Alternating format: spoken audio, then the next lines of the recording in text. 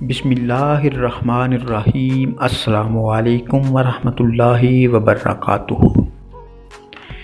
حضرت امام علی رضی اللہ تعالی عنہ کی خدمت میں ایک شخص آ کے کہنے لگا، یا علی رضی اللہ تعالی عنہ، رئیس ہونے کی چابی کیا ہے؟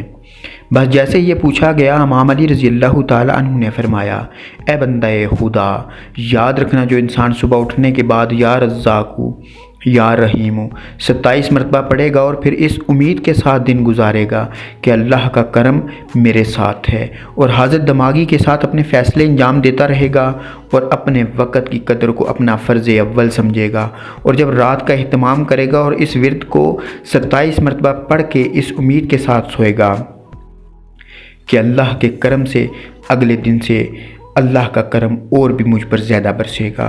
اے شخص، جس انسان کا یہ یقین ٹھہرے گا تو یہی وہ اسم اعظم اور یہی وہ صفت ہے جو رئیس بننے کی چابی بن کر اس انسان کے لیے دولت بن کے دروازے کھول دے گی۔ بسم اللہ الرحمن الرحیم۔ السلام علیکم ورحمۃ اللہ وبرکاتہ۔